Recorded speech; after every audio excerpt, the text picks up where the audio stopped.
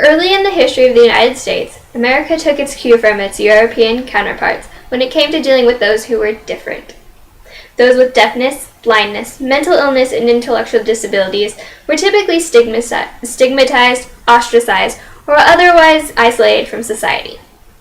Thus, as American education began to develop, it took quite some time before these disabled or different students began to enroll in public schools, and when they did, special programs were developed to deal with them. According to Osgood, author of The History of Inclusion in the United States, between 1930 and 1960, the number of children identified as disabled and placed in a special education setting steadily increased. In 1975, PL 94-142 was passed. This special education law guaranteed a free and appropriate public education, FAPE, to all students, with the students being served in the least restrictive environment, along a continuum of placement options. The 1990 reauthorization of PL 94-142 with IDEA, Individuals with Disabilities Education Act, came with an emphasis on access to the general curriculum where every child is to have the opportunity to participate in the same curriculum and have the same academic objectives. NCLB, No Child Left Behind, introduced in 2002, mandated the inclusion of all students in assessments, including students with disabilities. In this speech, I will talk about full inclusion, its effects, and arguments against it. In the past, students with special needs were typically educated in separate, special classrooms or schools. Over time, people began to criticize these special classes. They argued that the curriculum in these special classes had little difference from the curriculum in regular classes, that it was merely offered at a slower pace with fewer opportunities for intellectual stimulation. They pointed out that studies failed to prove that students with disabilities in special classes achieved greater success academically than those still enrolled in regular classes. Thus began the great debate over what is now known as inclusion. At one end of the debate are those who are in favor of full inclusion. Crawford, a professor of special education at the University of Wisconsin-Eau Claire, says that full inclusion states that all students, regardless of the level or type of disability, should be educated entirely in the same general education classrooms as their same-age peers. These people often argue that special education classrooms constitute a form of segregation and that separate classrooms for special education students, like classrooms segregated by race, are inherently unequal. The opposite end of this debate would be those in favor of complete separation, though it is doubtful that there are many people in favor of this extreme. Instead, those in conflict of the idea of full inclusion tend to support the idea of partial inclusion, or a continuum of services. Osgood quotes Albert Shanker as saying, "The inclusion that is being advocated is the placement of all students with disabilities into general education classrooms without regard to the nature or severity of the students' disabilities, their ability to behave and function appropriately in a regular classroom, the educational benefits they derive, or the impact that it has on the other students in the class." Those who support partial inclusion say that while general education classrooms may be the most appropriate placements for many students with disabilities to receive their education, research clearly does not support the assertion that all students can be managed and taught effectively in general classes. So, you might ask, what are the effects of inclusion? First, students learn to interact in the regular world. As Windsor and Mazurek, editors of special education in the 21st century, point out, to be accepted in the workspace and their community, all people, including people with disabilities, need to learn how to perform and function in the regular world and to interact with their peers. It is equally important for people without disabilities to learn to function and interact with their peers who have disabilities. Next are improved social abilities. Most people can agree that inclusion improves the social abilities of the disabled student and acceptance and understanding of all students.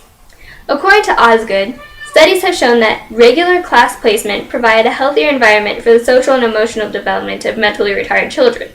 Unfortunately, there is no consensus on the effects of inclusion on the academic or behavioral progress of students. There are numerous arguments against full inclusion. Some interventions are impractical in full inclusion. In her senior thesis, Lindsley J. Vandervila states that it is impractical and unrealistic to implement some special education approaches in a fully inclusive classroom. She goes on to say that Often, the individual attention and the smaller number of classmates characteristic of a special education program creates a very effective learning environment for children with special needs.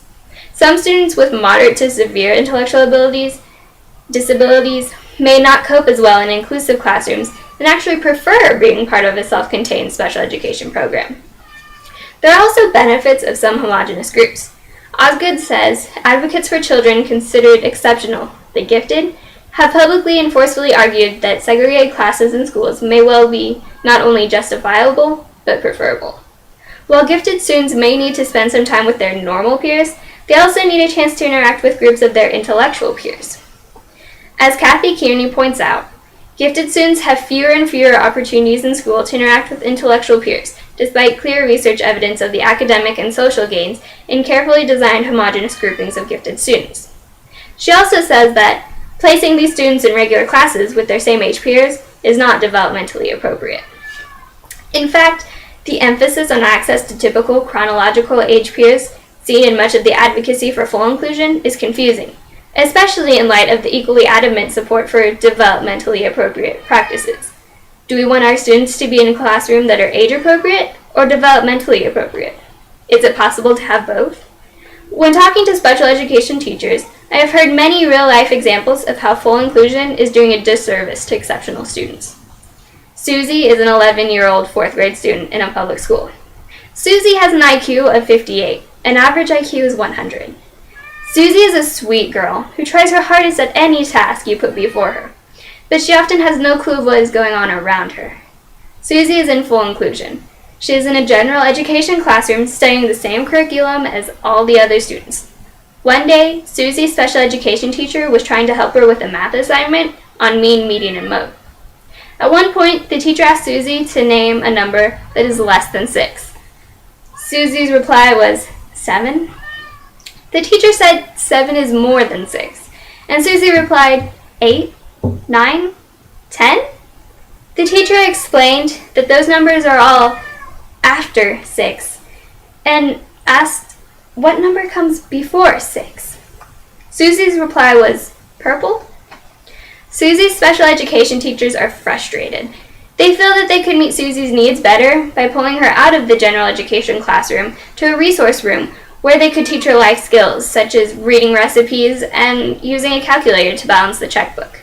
Because of NCLB and the push for full inclusion, Susie is expected to participate in the same curriculum and to master the same objectives as all of the other fourth grade students.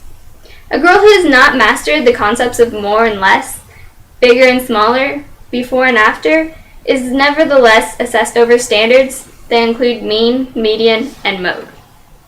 Johnny was a first grade boy who was new to the school district. On the first day of school, his mother admitted to the teacher that he had an IEP from his last school, but she did not want him to be in special education. She just wanted him to be a normal boy. By noon on that first day, Johnny had kicked 2 classmates, punched one in the face, cussed out 3 teachers, a para, and the principal, threatened a classmate with a pair of scissors, and run away from the school building. Johnny was suspended from school and not allowed to return without his IEP. After only a week of school, with a special education teacher or para in the classroom at all times, it was clear that Johnny could not function in a class of 26 students. In addition to being a constant disruption to class instruction, his behaviors create an unsafe environment for the other students. My final real-life example is myself. I was always bored in school. The gifted teacher would collaborate with my classroom teacher to provide enrichment activities for me, but the enrichment activities were just extra work that I had to do when my work was done. I didn't want to do extra work, so I didn't always push myself. Why should I do more of the same boring old work? It wasn't until I was in middle school that I had a chance to interact with other gifted students. It was great to have at least one class that challenged me with a higher level of thinking and activities that weren't just extra work to keep me busy. While it is clear that inclusion is an important part of special education, full inclusion is not the answer. However, when done properly, inclusion does have some benefits for both the special education students and their general education peers. A better solution, therefore, seems to be that of partial inclusion, where students are included with their normal peers to the extent that it is feasible. As each student is different, this must be determined on a case-by-case basis. As stated by Vandervelde, partial inclusion and pull-out programs are often successful. They allow for both the previously mentioned specialized intense instruction that is not available in the typical general education classroom, in addition to some structured time with non-disabled peers. Thus, partial inclusion is a viable alternative that seems to be a valuable compromise between a segregated special education program and full inclusion. On one end, you have full inclusion, where all students are together in a general ed classroom, while on the other end, you have all special ed students completely isolated in self-contained classrooms or in separate buildings. These two extremes are only 2 points along the continuum of placement options. In fact, PL 94-142 and its 1990 reauthorization of IDEA call for a least restrictive environment in which all students with disabilities are to be educated in the least restrictive environment along a continuum of possible services.